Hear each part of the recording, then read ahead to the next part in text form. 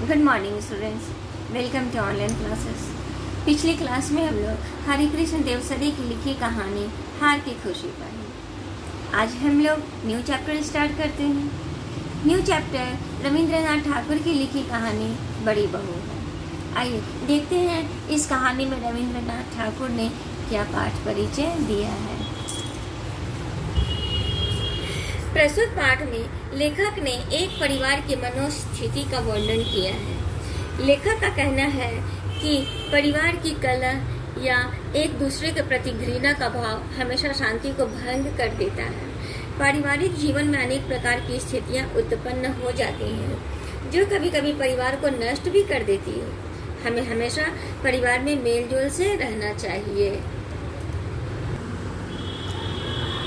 आज 15 साल हुए हमारे ब्याह को। हम तब से साथ ही रहे। अब तक चिट्ठी लिखने का मौका नहीं मिला, परंतु घर की मंझली बहू जगन्नाथपुरी आई थी तीर्थ करने। आई तो जाना कि दुनिया और भगवान के साथ मेरा एक और नाता भी है, इसलिए आज चिट्ठी लिखने का साहस कर रही हूँ। इसे मंझली बहू की चिट्ठी न समझना। वह दिन याद है जब तुम लोग मुझे देखने आए थे।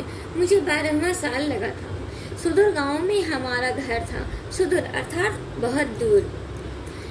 पहुंचने में कितनी मुश्किल अर्थात कठिनाई हुई तुम सबको। मेरे घर के लोग आवभगत अर्थात स्वागत करते करते हैरान हो गए। विदाई की करुण धुन गूंज उठी। मैं मंझली बहू बनकर तुम्हारे घर आई। सभी औरतें ने नई दुल्हन को जांच परख कर देखा। सबको मानना पड़ा बहुत सुंदर है।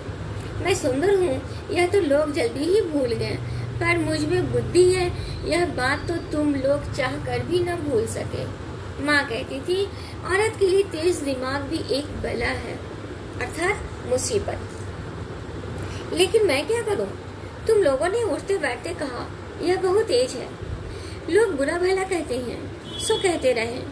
मैंने माफ कर दिया, सब माफ कर दिया। मैं छिप छिप कर कविता लिखती थी। कविताएं थी तो मामूली, लेकिन उनमें मेरी अपनी आवाज थी। वे कविताएं तुम्हारे रीति रिवाजों के बंधने से आजाद थी। यहाँ लेखिका कह रही है, लेखक कह रहा है कि जो मंझली बहू जो आई थी वह छिप छिप कर घर के लोगों के पसंद न होने के बावजूद वह छिप छिप कर कविताएं भी लिखती थी। मेरी नन्ही बेटी को छीनने के लिए मौत मेरे बहुत पास आई। उसे ले गई पर मुझे छोड़ गई। माँ बनने का दर्द मैंने उठाया, पर माँ कहलाने का सुख न पा सकी अर्थात मंझली बहू।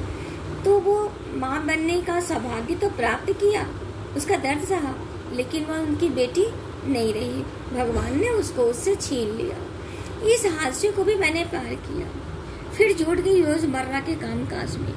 गाय भैंस सानी पानी में लग गई। तुम्हारे घर का माहौल रूखा और घुटन भरा था। गाय भैंस ही मुझे अपने से लगते थे। इसी तरह शायद जीवन बीतता जाता। आज का यह पत्र लिखा ही नहीं जाता, लेकिन अचानक मेरी गृहस्थी में जिंदगी का एक बीज आ गिरा।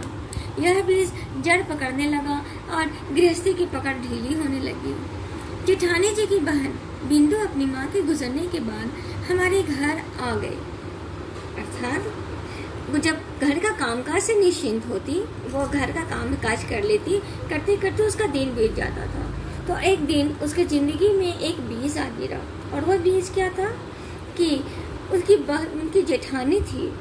जेठानी की माँ के मरने के बाद उनकी बहन बिंदु उनके घर आकर रहने लगी। मैंने देखा कि तुम सभी परेशान थे। जेठानी जी की पीहर की लड़की न रूपवती थी न धनवती। जेठानी जी इस समस्या को लेकर उलझ गई। एक तरफ बहन का प्यार तो दूसरी तरफ ससुराल की नाराजगी। अनाथ लड़की के साथ ऐसा रूखा बर्ताव होते देख मुझसे रहा न गया।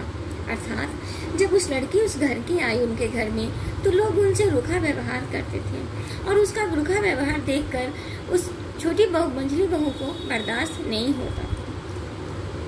मैंने बिंदु को अपने पास जगह दी। जेठानी दीदी ने चैन की सांस ली। गलती का बोझ मुझ पर आ बढ़ा। पहले मेरा स्नेह पाकर बिंदु सकुचाती थी, पर धीरे धीरे वह मुझसे प्यार करने लगी। बिंदु ने प्रेम का विशाल सागर मुझ पर उड़ेल दिया। मुझे कोई इतना प्यार और सम्मान दे सकेगा यह मैंने सोचा भी न था। बिंदु को जो प्यार दुलार मुझसे मिला वह तुम लोगों को फूटी आंख न सुहाया। अर्थात जो मंझली बहू जो बिंदु जो जेठानी की बहन को जो प्यार दी थी और उसके बदला जो वो सम्मान और इज्जत दी थी वह उनके ससुराल वालों को अच्छी नहीं लगती थी, उन्हें खटकती थी। याद आता है वह दिन जब बाजुबंद गायब हुआ। बिंदु पर चोरी का इल्जाम लगाने में तुम लोगों को पल भर की झिझक न हुई। बिंदु के बदन पर जरा सी लाल घमौरी क्या निकली, तुम लोग झट बोले चेचक। किसी इल्जाम का सबूत न था, सबूत के लिए उसकी बिंदु होना ही काफी था। बिंदु बड़ी होने लगी, साथ साथ तुम लोगों की नाराजगी भी बढ़ने लगी। अर्थात उस ससुराल में जेठानी की बहन जैसे जैसे बड़ी होने लगी वैसे वैसे सारा ससुराल वालों की नाराजगी, उनकी उदासी भी बढ़ने लगी थी। जब लड़की को घर से निकालने की हर कोशिश नाकाम हुई तब तुमने उसका ब्याह तय कर दिया। लड़के वाले देखने तक न आए।